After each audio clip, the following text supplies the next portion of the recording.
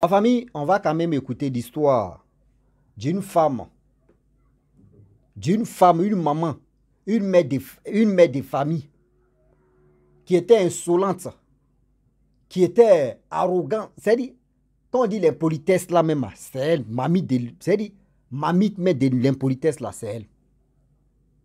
Au village, c'est-à-dire, au village, tout le monde l'évitait. Tellement qu'elle ne durait pas à insulter, même ses aînés, même ses grands soeurs, grands frères. Elle insultait tout le monde. Au village, tu fais erreur seulement là, elle te manque de respect. Voilà les retombées de ça. Même on dit ses propres enfants sont aussi dedans. Eux copient aussi. Eux copient aussi. C'est-à-dire, d'être insolent, là, ses enfants aussi copient ça. Mais on dit toujours pour le voleur, un jour pour le propriétaire. Voilà comment, aujourd'hui, elle est devenue aveugle.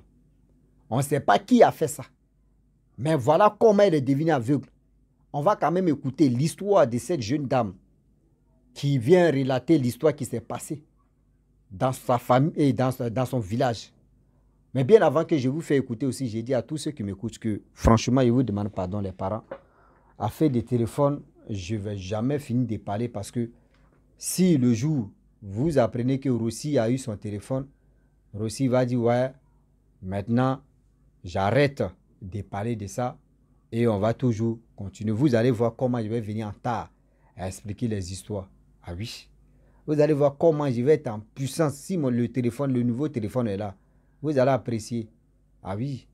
Donc, comportement, voilà, je vais expliquer deuxième histoire encore d'une maman insolente en question qui a pris bas perdu vers la fin. Donc, c'est son histoire. Au village, il y a deux mamans qui sont petites soeurs, grandes soeurs dans mon village en question. Et la petite soeur, elle est tellement impolie. Mais la grande soeur, c'est une maman, elle ne parle pas. Mais la petite soeur, quel que soit ton âge, elle va te manquer du respect tellement qu'elle manque du respect aux gens. Même ses enfants même ont copié. Jusqu'à ses enfants même parlent aussi comme ça à sa propre mère. Mais elle s'en fout. Mais la grande soeur, elle est dans ses coquilles. Elle n'aime pas bavarder. Elle n'aime pas bavarder parce que l'humiliation, là, elle n'aime pas. Donc, souvent, on s'en va puiser l'eau à la pompe. Et quand on arrive, vous-même savez que pompe où tout le monde vient puiser l'eau, on se réveille très tôt. Au plus grand à 5h, 5h30, souvent même 4h. On s'amène nos cuvettes pour faire le rang. Donc, c'est comme ça. Souvent, quand on s'en va puiser l'eau et que nos cuvettes sont devant la tantine. Si la tantine n'est pas là, qu'elle vienne, elle dit qu'elle ne peut pas attendre. Que oui, nous autres, on a déjà puisé l'eau devant elle.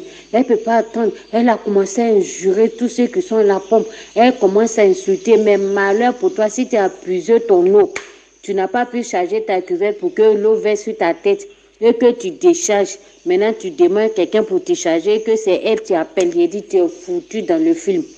Elle va te regarder, elle te dit, si c'est à cause de moi là, faut laisser. Mais si le jour son grand mot est fini et puis elle veut te charger. Mais si tu as fait heureux et que tu as versé de l'eau sur elle, ce que tu n'as jamais entendu, là, elle va te dire ça. Ça, elle n'attend pas 18h45. Elle va te dire ça. Et puis toi-même, là, tu vas te mettre loin d'elle. C'est comme ça. Et un jour, on est parti puiser l'eau. Sa grande soeur sait à qui elle suit. Et sa petite soeur est venue comme ça, vite, comme ça. Elle se dit qu'elle prend sa cuvette et elle vient puiser l'eau. On dit non, c'est hors d'arriver. Donc, toi, votre cuvette là est dans le rang. Tu ne peux pas venir traverser les gens pour venir puiser l'eau. Sa grand s'est arrêtée là. Elle dit, je sais qui je suis. Mais pourquoi toi, forcément, tu veux venir puiser l'eau devant les autres? Je dis, elle a commencé à insulter sa grande soeur. Oui, tu as arrêté là, man, comme ça, on dirait que tu n'as pas envie de partir en brousse. Tu as arrêté, on dirait quelqu'un, mais tu n'as pas de tête pour réfléchir. En tout cas, elle a commencé à insulter sa grande soeur devant tous ceux qui sont venus puiser l'eau. Nous, mais on était là, mais on était déglacés. Et j'ai dit à la tante, ma place, elle n'a qu'à puiser pour elle. Parce que pour ne pas que, moi, je n'aime pas qu'on manque du respect aux grandes personnes, surtout quand nous, les enfants, on est là. Ça ne fait pas honneur, au fait.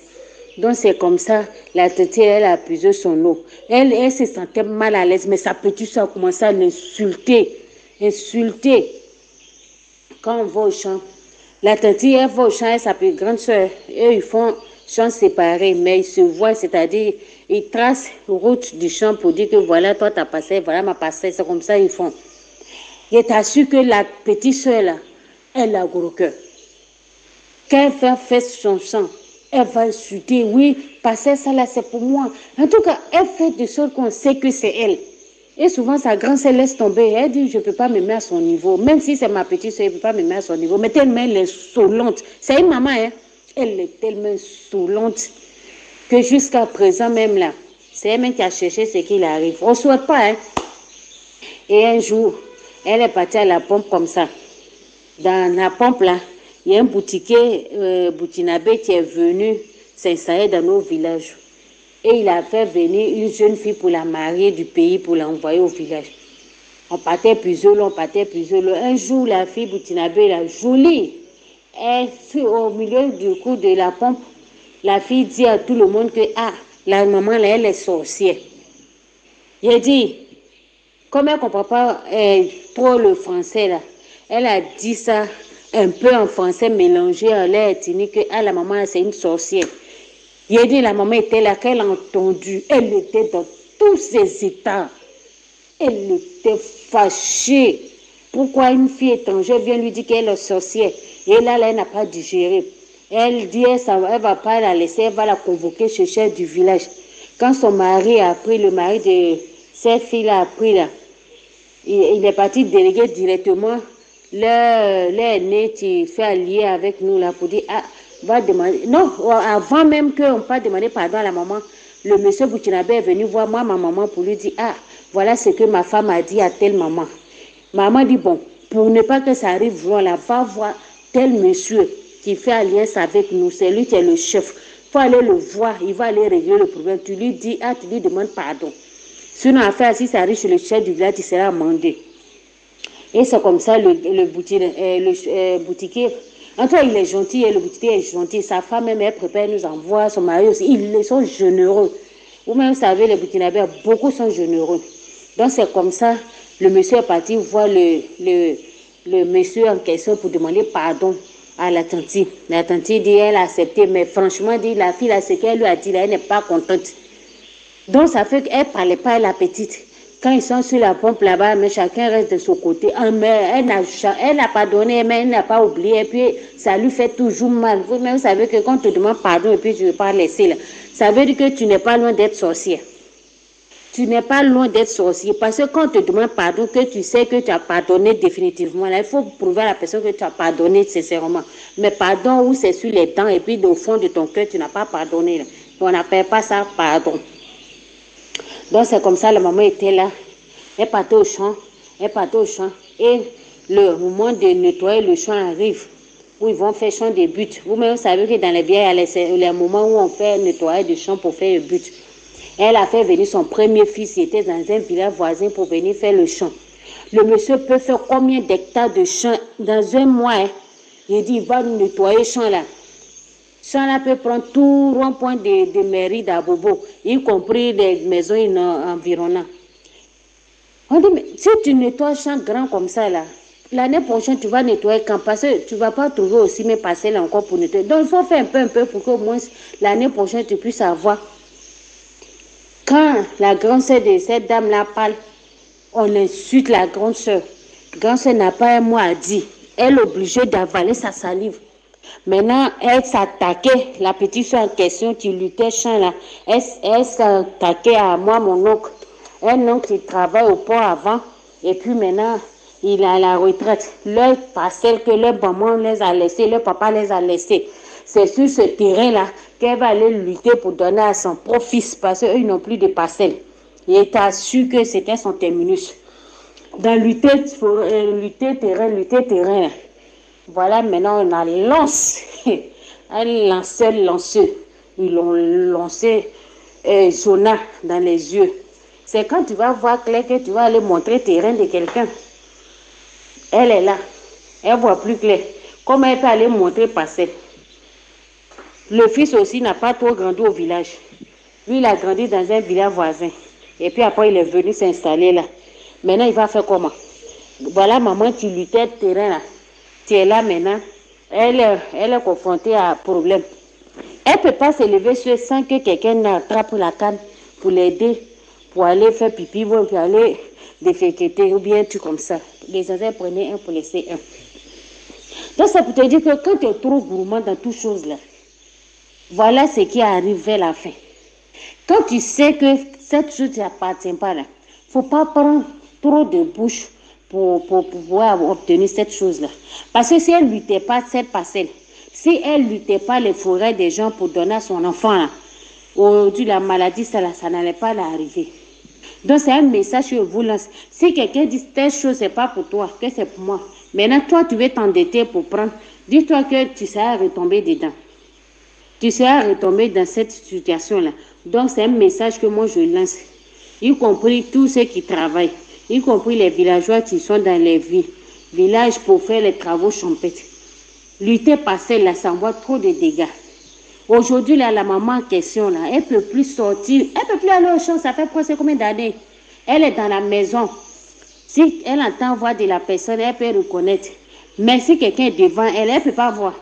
Elle est dans la maison, ce sont ses petits-enfants qui attrapent la canne pour la diriger comme une mendiante, pour aller aux besoins, pour aller se doucher, pour qu'on lui donne à manger. Mais au moment où elle voit clair là, voilà son comportement. C'est pourquoi on dit tout laisse dans la vie là.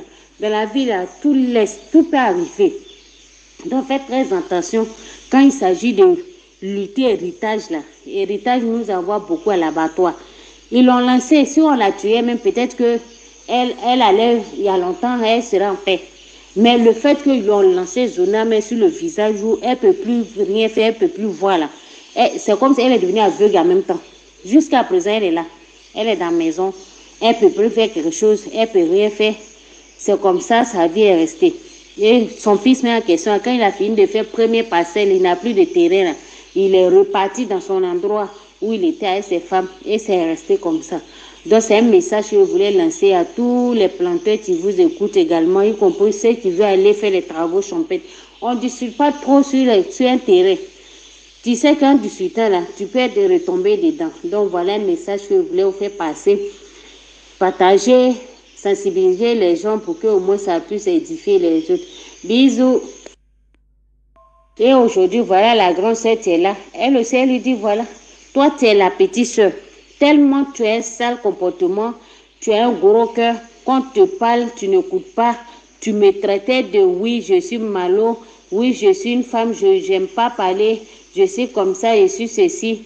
Et voilà, voilà, voilà. Maintenant, toi, tu t'es joué au dur là. Voilà comment tu t'es retrouvé ta fin. Tu vois? Voilà comment tu t'es retrouvé.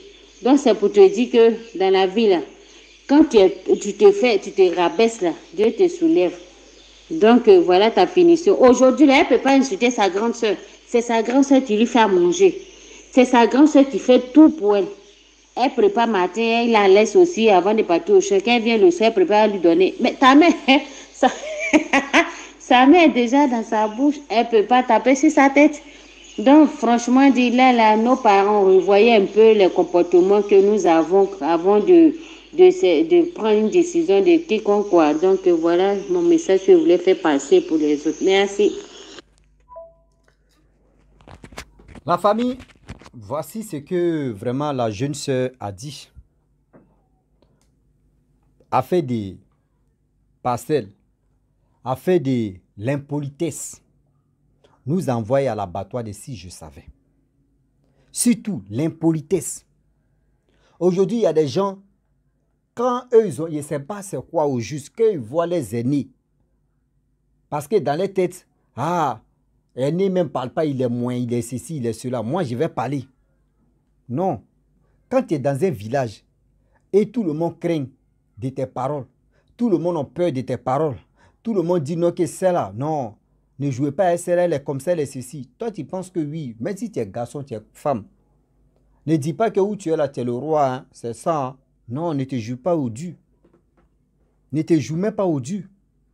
Parce qu'au fur et à mesure que tu dis, au village ici, les gens ont peur de moi. J'ai fait ce que je veux. Ben, ce que tu es en train de, où tu es en train de montrer, toi, tes épaules là, il y a quelqu'un qui est en train de, c'est-à-dire en train de charger fusil là. Aujourd'hui, elle est devenue aveugle. Aujourd'hui, elle est devenue aveugle. Si c'était la grande sœur là, elle n'allait pas devenir aveugle parce qu'elle est compréhensible. Mais toi, petite sœur, c'est toi qui veux montrer, c'est toi tu veux montrer l'exemple à ta grande sœur que oui, c'est comme ça on se comporte, c'est comme ça on fait, c'est comme ça on fait ceci. Mais tu apprends balle perdue pour rien. Oui, tu apprends balle perdue pour rien.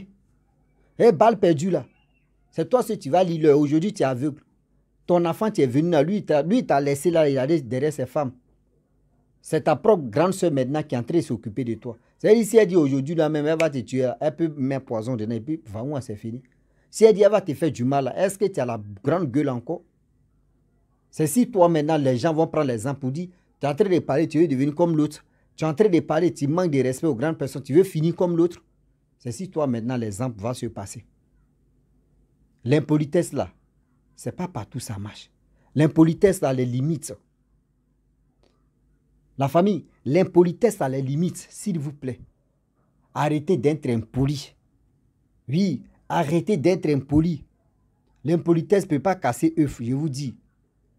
L'impolitesse ne va jamais arranger quelqu'un d'évoluer. Oui. L'impolitesse ne va jamais rien faire. C'est-à-dire c'est des problèmes. L'impolitesse t'envoie toujours des problèmes. Des problèmes si des problèmes. Des problèmes si des problèmes. Attention, attention. Faisons attention. Oui. Faisons attention. J'ai mal quand je pense à ça. J'ai mal quand je pense à ça. Mais c'est elle qui a voulu. Hein. C'est elle qui a voulu ce qu'elle voulait. Parce qu'elle s'est jouée. Ouais, il n'y a rien. Même ces enfants aussi qui sont impolis là. Vous aussi faites attention. Hein. Parce que si malheur de votre maman ne vous a pas servi de leçon, vous-même vous allez être plus, pour vous-même va être plus grave que pour vos mamans. Si pour, c'est-à-dire ce que vos mamans a fait, et puis aujourd'hui elle est devenue comme ça. Si vous n'avez pas mis ça dans votre tête pour dire c'est l'exemple qui est là, pour vous-même va être plus pire que pour vos propres mères. Ah oui. Donc la famille, je ne vais pas vraiment durer maintenant. Il dit je n'ai plus trop d'inspiration. Donc les gens vont m'envoyer des histoires. Je vais faire couler comme ça. Si vous avez écouté, vous avez attendu, ce qui est là, prenez. Ce qui n'est pas là, ce que vous ne voulez pas jeter. Et puis on va avancer. Un seul une seau, ça puise d'eau. Donc la famille, je vous dis à très bientôt. Ciao. Bisous. On est ensemble.